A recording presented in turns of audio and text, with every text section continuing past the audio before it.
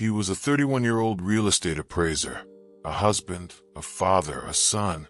and a man who vanished into the Florida wilderness on a cold December morning, leaving behind a boat, a truck, and a mystery that would haunt his family for nearly 2 decades. But when the truth finally emerged, it was not the story of a tragic accident or a hungry alligator, but a tale of cold-blooded murder, a secret affair, a $1 million insurance payout, and a conspiracy that unfolded like a Hollywood film noir, ending with the shocking confession of his best friend and the conviction of the woman he had married, a woman who had collected his life insurance and moved on as if he had never existed. Before we go further into this story, please consider subscribing to Cold Case Whisperer. It's much appreciated, and it helps us keep bringing you real cold case stories like this one. Cheryl Williams, known to everyone as Mike, was born on October 16, 1969, in Tallahassee, Florida, the youngest of 2 sons born to Cheryl Williams, a daycare provider, and Jerry Williams, a Greyhound bus driver. He grew up in the quiet, tree-lined neighborhoods of Florida's capital city, a place where families knew one another and children played in the yards until the streetlights came on. And from an early age, Mike was known as a good-natured, hard-working young man who loved the outdoors, especially hunting and fishing, passions he shared with his close-knit family and his circle of friends. He attended Florida State University and eventually found his calling in the real estate business, working for Ketchum Realty and Appraisal Group, where he started at the age of 18 and remained until the day he disappeared, a loyal employee and a trusted colleague who never gave his boss, Clay Ketchum, any reason to worry. In his personal life, Mike had married his high school sweetheart, Denise Williams, and the couple had a young daughter together, a little girl named Ansley, who was the light of her father's life. They lived in a comfortable home on Centennial Oaks Circle in Tallahassee, and by all outward appearances, they were the picture of a happy, successful young family, a couple who had known each other since their teenage years and had built a life together based on shared history and mutual trust. But appearances, as the world would come to learn, can be devastatingly deceptive, for beneath the surface of this seemingly idyllic marriage lay a secret so dark and so destructive that it would ultimately consume everything in its path, leaving behind nothing but ashes and unanswered questions. The story of Mike Williams' disappearance begins on the morning of December 16, 2000, a Saturday that dawned cold and clear over the Florida Panhandle, a perfect day for duck hunting, one of Mike's favorite pastimes. According to his wife Denise, Mike rose early that morning, long before the sun had climbed above the pine trees, kissed her goodbye, and left the house on Centennial Oaks Circle with his boat in tow, heading for Lake Seminole, a sprawling reservoir that straddles the Florida-Georgia state line, a popular destination for waterfowl hunters from both states. It was a special day, as investigators would later note, because Mike and Denise were set to celebrate their 6th wedding anniversary, and Mike had promised to return from his hunting trip by noon, so the 2 of them could leave for a romantic getaway down in Apalachicola, a charming coastal town on the Gulf of Mexico. He planned to hunt alone, as he had done many times before, and he had no reason to believe that this day would be any different from any other hunting trip he had taken over the years. But as the hours passed and noon came and went without any sign of Mike, Denise began to worry, and she eventually called his family and friends to see if anyone had heard from him.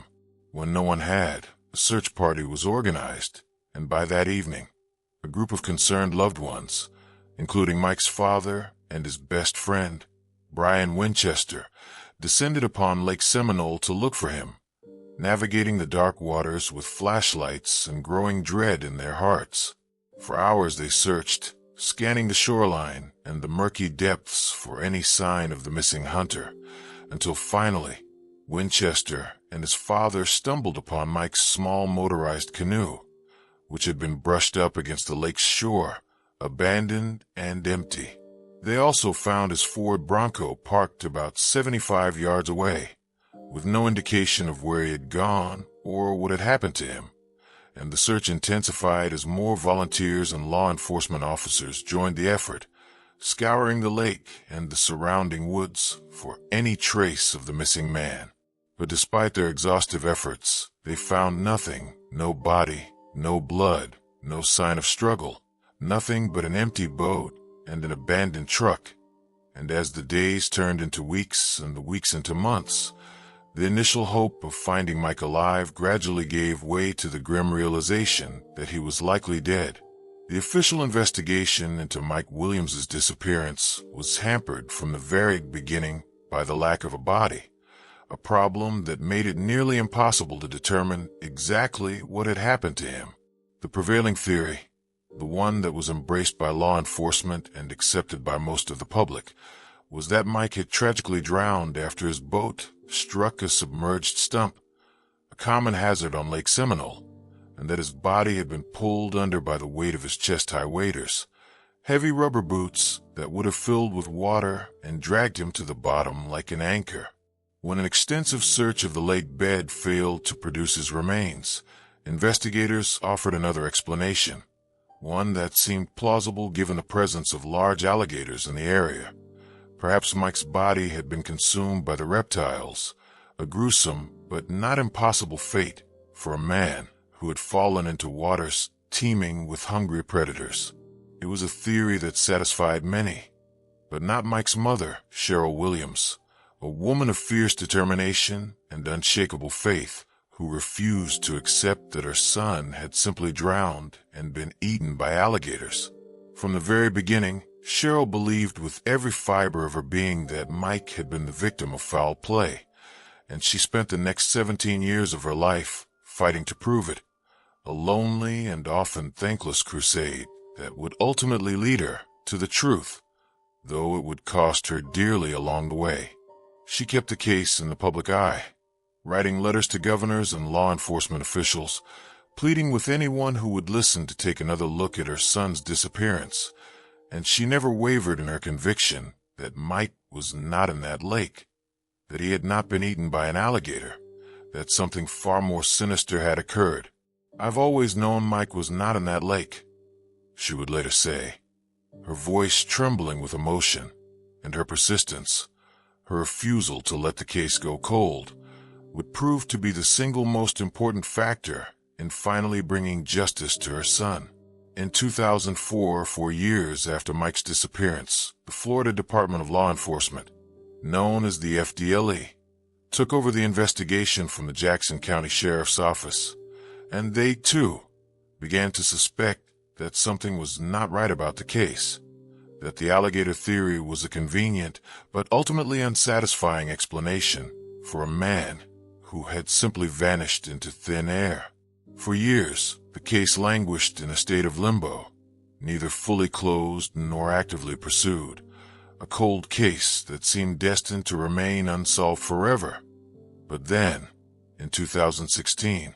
a series of events occurred that would finally crack the mystery wide open, events that began not with a new clue or a forensic breakthrough, but with the crime of a different sort. A crime that exposed the dark heart of the conspiracy that had been hiding in plain sight for 16 years. Brian Winchester, Mike's former best friend and the man who had married Denise after Mike's disappearance, was arrested and charged with kidnapping Denise at gunpoint,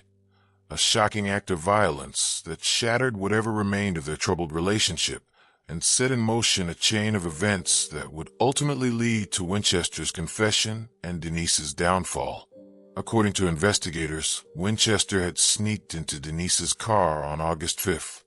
2016, put a gun to her ribs, and held her against her will for about an hour, a desperate and ill-considered act that stemmed from the bitter dissolution of their marriage,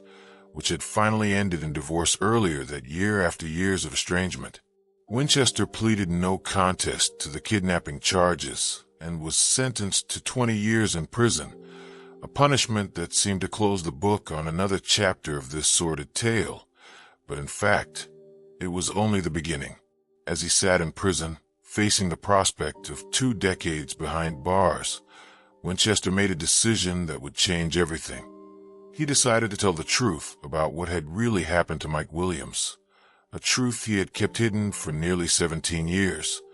a truth that would implicate not only himself, but also the woman he had once loved and married, Denise Williams. In October 2017, Winchester signed a proffer agreement with the state attorney's office,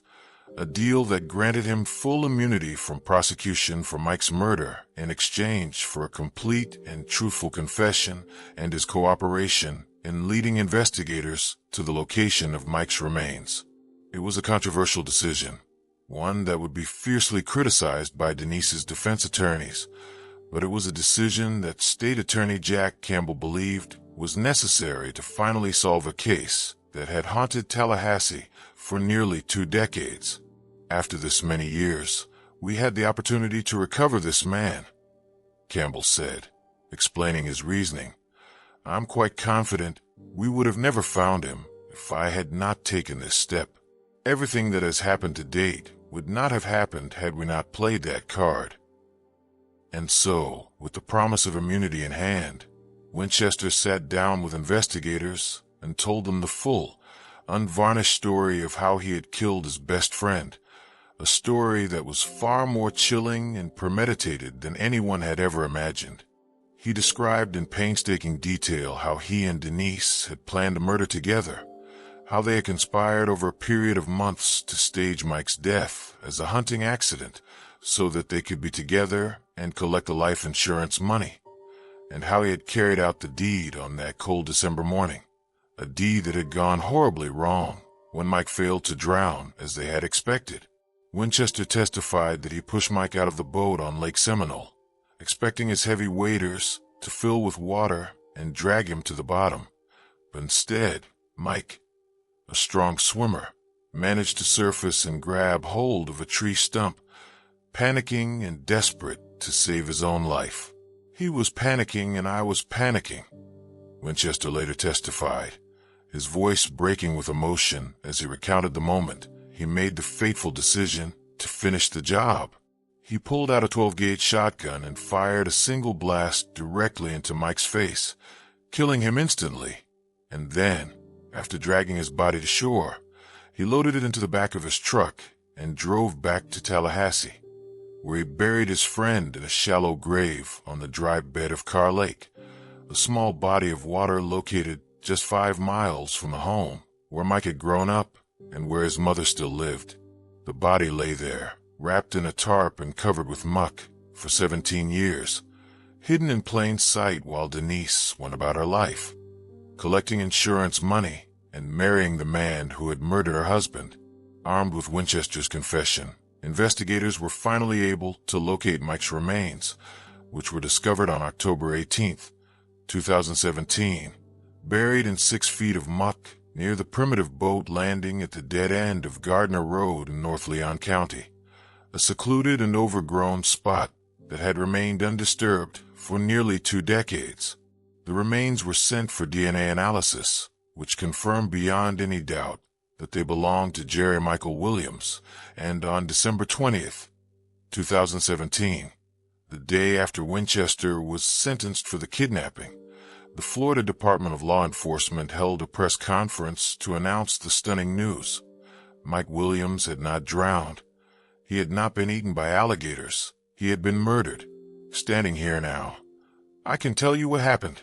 said Mark Perez, special agent in charge of FDLE's Tallahassee office, his voice steady and solemn. He was murdered.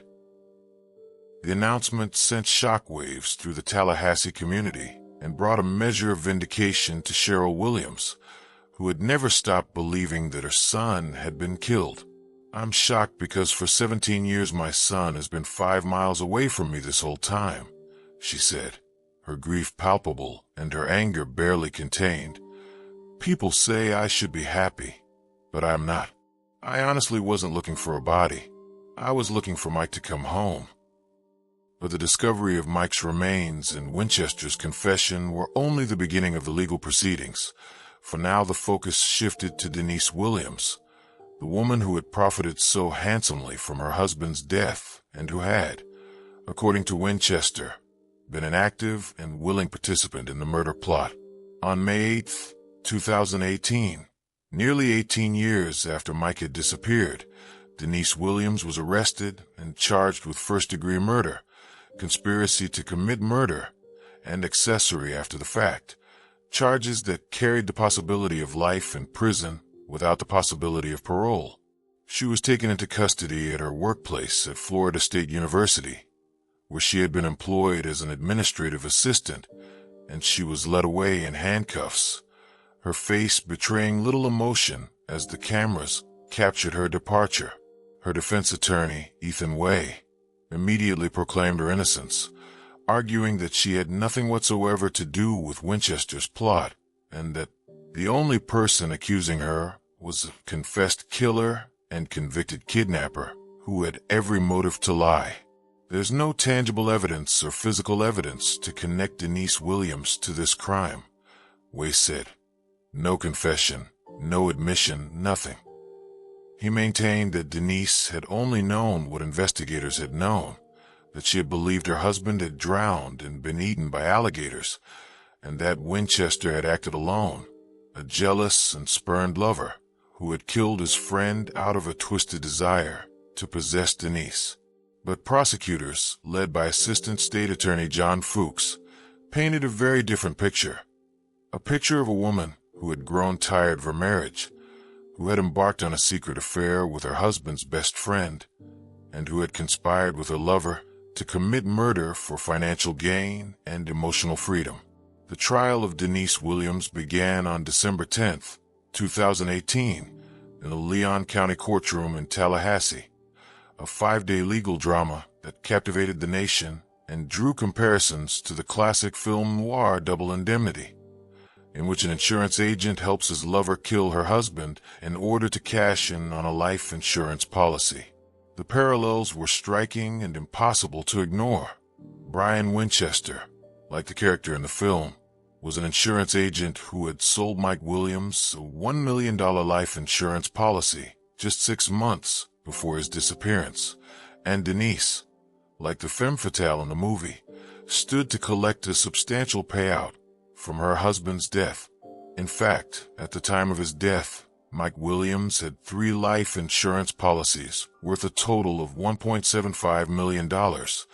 a substantial fortune that Denise had collected after petitioning the court to have her husband declared dead due to accidental drowning, a petition that was granted in July 2001, just 7 months after his disappearance. The prosecution's case was built primarily on the testimony of Brian Winchester, the man who had pulled the trigger, and his appearance on the witness stand was nothing short of dramatic. A performance filled with tears, remorse, and a chilling account of a murder plot that had been hatched over 18 months of secret meetings and illicit rendezvous. He testified that his affair with Denise had begun in 1997, 3 years before Mike's death, and that it had snowballed really fast into a full-blown romance that consumed them both. He described how they would meet at her house while Mike was at work, how he would park his car at a church on Meridian Road and walk along a drainage ditch through the woods to her home on Starmount Drive for secret trysts, and how they took trips together to Destin, South Beach, and New York City,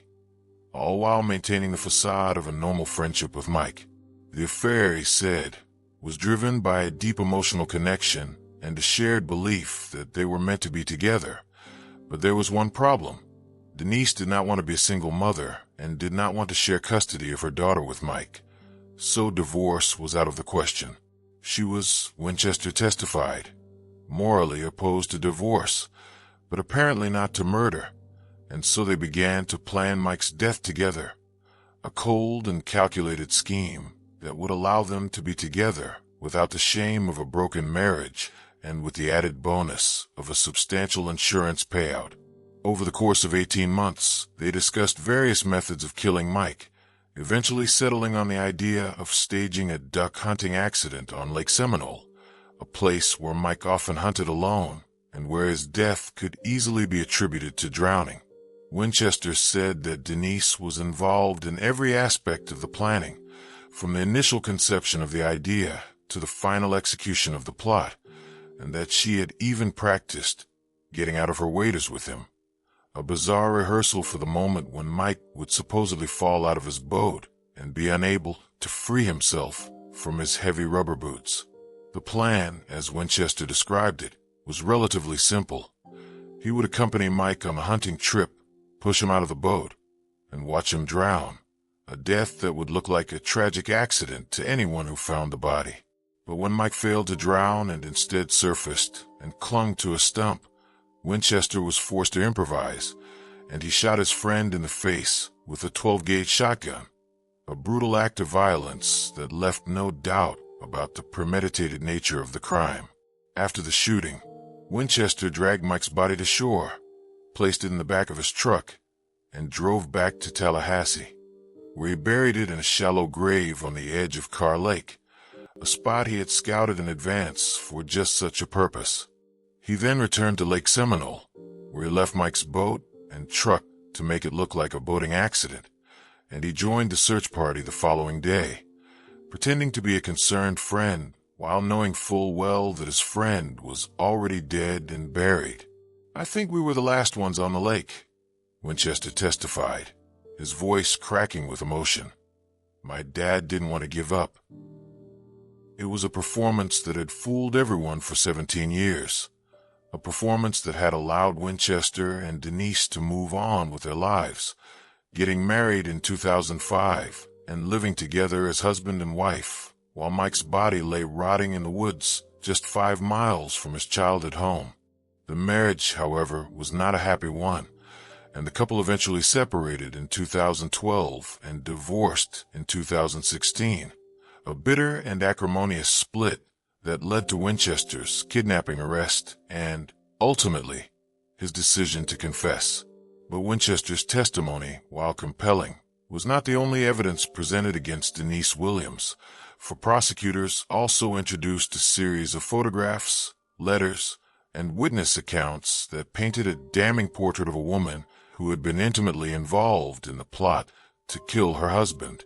Among the most salacious pieces of evidence were photographs from a trip to Panama City Beach, images that showed Denise and Winchester's then-wife, Kathy, engaged in sexual acts while Winchester photographed them, a bizarre and titillating display that underscored the depth of the depravity that had infected this circle of friends. There was also a 17-page love letter from Denise to Winchester,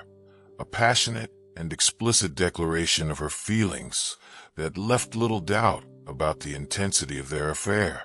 Multiple witnesses testified about the 1997 Sister Hazel concert at Floyd's Music Store on Tennessee Street, the night when Denise and Winchester had first kissed and made out while their respective spouses were parking the car, a moment that Winchester would later call their anniversary of sorts. Friends who were at the concert that night noticed Denise and Brian being unusually close, like boyfriend and girlfriend, and it was clear to anyone paying attention that something was going on between them. The prosecution argued that this affair was the driving force behind the murder, a toxic combination of lust, greed,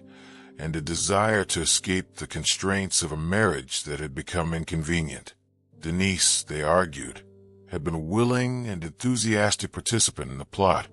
a woman who had grown tired of her husband and wanted to replace him with his best friend while also enriching herself in the process. The defense, however, countered that Denise was an innocent victim of Winchester's obsession, a woman who had been manipulated and used by a man who had become dangerously infatuated with her. They pointed out that Winchester had every motive to lie, that he had been granted immunity from prosecution in exchange for his testimony, and that he was a convicted kidnapper who had already demonstrated his capacity for violence and deceit. They gave a free pass to a murderer and got nothing else, defense attorney Ethan Way told the jury in his closing statement, a scathing indictment of the prosecution's decision to grant Winchester immunity. "You will have to rely on the word of a murderer and a convicted felon." But the prosecution, in its rebuttal, argued that Winchester's testimony was corroborated by a mountain of circumstantial evidence, including Denise's financial gain from Mike's death, her secret affair with Winchester, her petition to have Mike declared dead, and her subsequent marriage to the man who had killed him. Sex, lies, and deceit. Assistant State Attorney John Fuchs told the jury a simple but powerful summary of the case against Denise Williams, a case that he believed was overwhelming in its implications. And in the end, the jury agreed. At the conclusion of the 5-day trial, the 12-person jury retired to deliberate, and after 8 hours of intense discussion, they returned with a verdict. Denise Williams was found guilty on all 3 counts: first-degree murder, conspiracy to commit murder, and accessory after the fact. The verdict, which was delivered on December 14, 2018, nearly 18 years to the day after Mike's disappearance, sent a wave of emotion through the courtroom, with members of Mike's family sobbing quietly as the judge read the decision. Cheryl Williams, who had fought so long and so hard for justice, thanked the prosecutors for their work on the case, her voice filled with a mixture of relief and sorrow. "We are in this courtroom because of God, not Cheryl Williams," she said, her voice frequently breaking with tears as she recounted the 17-year effort to learn the truth about her son's killing. "I did what God told me to do." On the morning of December 16, 2000, the world as I know it changed forever, she continued, her words a poignant reminder of the devastating impact of her son's death. "I am asking you to lock Denise Merrill Williams Winchester up for the rest of her life, with no chance of parole. She has already lived 18 years longer than my son." Denise Williams, who had shown little emotion throughout the trial, sat stoically as the verdict was read, her face betraying no hint of the turmoil that must have been churning inside her. Her defense attorneys immediately filed motions for a new trial and for acquittal, arguing that there was insufficient evidence to support the convictions and that the jury had been swayed by improper arguments,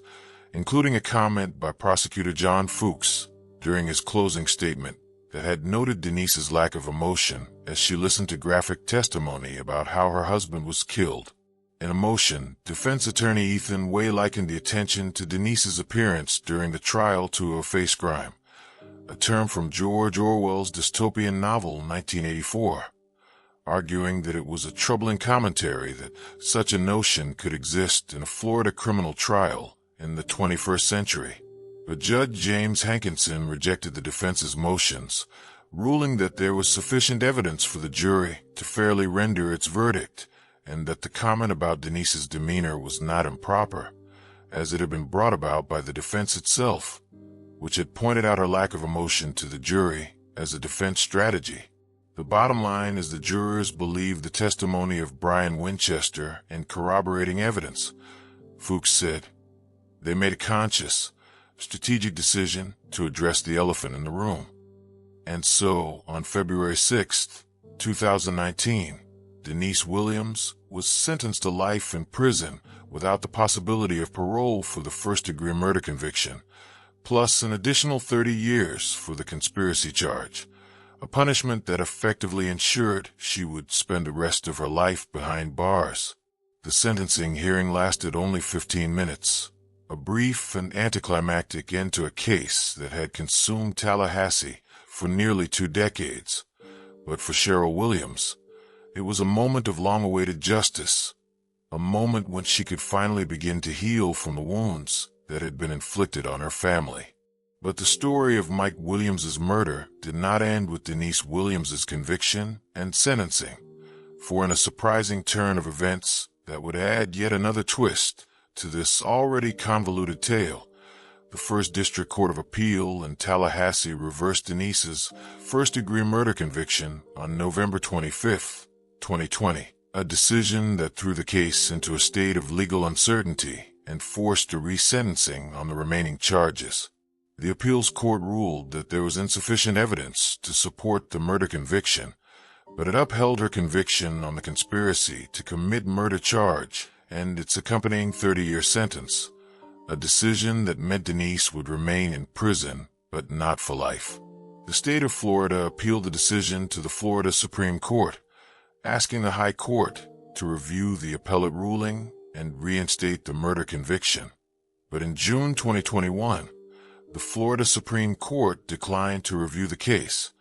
leaving the appellate court's decision in place. As a result, Denise Williams was resentenced on the conspiracy charge and is currently serving a 30-year prison sentence, a punishment that, while less severe than the original life sentence, still represents a significant penalty for a role in the murder of her husband. Brian Winchester, meanwhile, remains in prison serving his 20-year sentence for the kidnapping of Denise, a crime that ultimately led to his confession and the resolution of the Mike Williams case. But he was never charged with murder due to the immunity deal he struck with prosecutors, a deal that has been widely criticized as a gross miscarriage of justice. Cheryl Williams, the mother who never gave up, continues to live in Florida, where she remains close to her surviving son and her granddaughter, though the relationship with her granddaughter was strained for many years because Denise had cut off all contact with Mike's family, a painful and cruel act that added to the suffering Cheryl had already endured. But through it all, Cheryl has maintained her faith and her determination to see justice done, and she has become a symbol of maternal love and perseverance, a woman who refused to let her son's memory fade into obscurity. The murder of Jerry Michael Williams is a story that resonates on multiple levels, a tragedy that speaks to the fragility of human relationships, the corrosive power of greed and lust, and the devastating consequences of betrayal. It is a story that reminds us that the people we trust the most, the people we love and confide in, are sometimes the very people who are capable of the most unspeakable acts of cruelty. Mike Williams was a devoted father, a loving husband, a loyal friend, and a hard-working member of his community.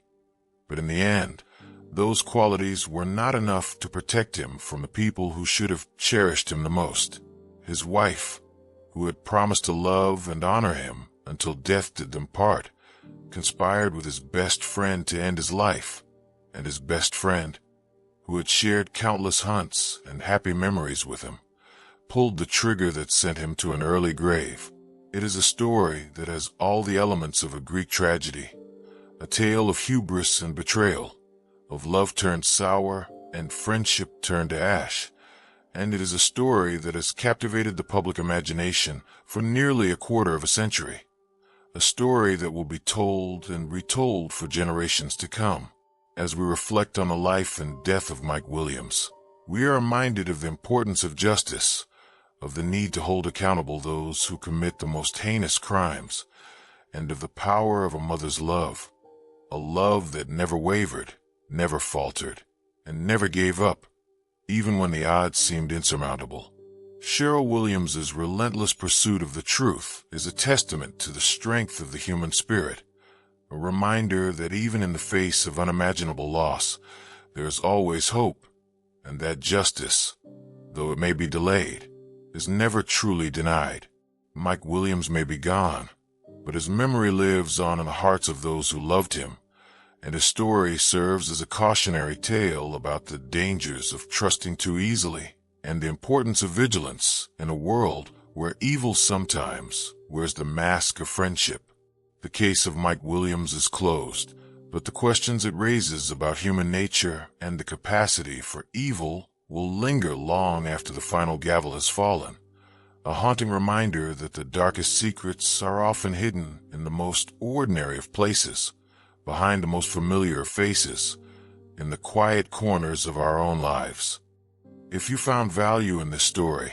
please consider hitting subscribe and leaving a like, and turn on notifications so you don't miss the next real cold case investigation. We truly appreciate your support. Thanks for listening and watching.